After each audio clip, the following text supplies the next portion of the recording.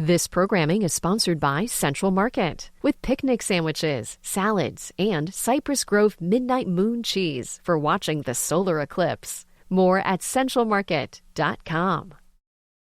This is the Engines of Our Ingenuity, made possible by the friends of KUHF Houston.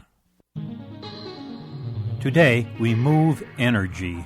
The University of Houston's College of Engineering presents this series about the machines that make our civilization run and the people whose ingenuity created them.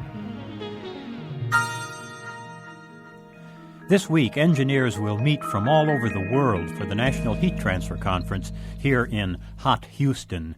When I tell people I'm going to a heat transfer meeting, they look at me oddly. What's that, they wonder? Yet these same people live in and worry about a world that eats huge amounts of energy.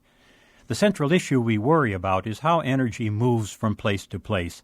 Ever since Einstein, we've known that energy and matter are two faces of the same coin, the very stuff of which the entire universe is made.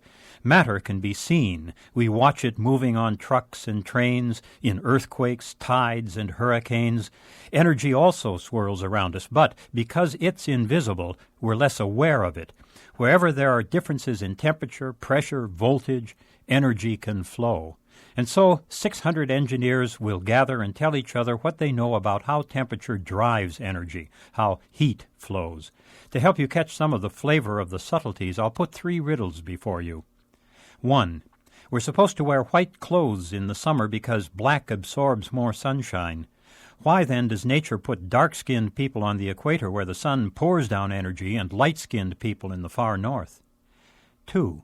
How did the story that hot water freezes more quickly than cold get started? And 3. Why does metal seem colder than wood in your office? First, skin color. While dark skin is better protected from ultraviolet radiation, it does absorb more energy and visible light than light skin does. But most of the sun's heat comes in invisible infrared radiation. Dark and light skin are the same color in that range. Dark skin absorbs no more heat than light skin does. Next, the hot water freezes faster story. When we put trays of water in frosty freezers to make ice cubes, frost insulates them. Hot trays melt the frost and make better thermal contact with the cooling coils. But there's more. Some of the hot water evaporates in the cold, dry air. There's less to freeze, and evaporation speeds cooling. So that story really can be true. And what about metal feeling colder than wood? Your body has to be warmer than the room to shed heat. Your nerve endings are warmer than either wood or metal. But metal conducts heat away more quickly, and it holds more heat. Your finger is cooled as it rapidly drives heat into the metal. That's why metal at the same temperature feels far colder than wood. A large diamond would feel even colder than metal, but real diamonds are small and they suck the heat out of your finger so very fast that they quickly match your finger's temperature.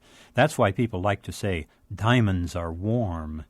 Heat flow has many ways of fooling us. Scale these ideas up to a huge power plant or down to a laptop computer, and they offer wonderful fun and challenge. I'd like to say we meet to build a better quality of life. Well, sure, there's that. But we really do it for the exquisite pleasure of facing the questions themselves. I'm John Lienhardt at the University of Houston, where we're interested in the way inventive minds work.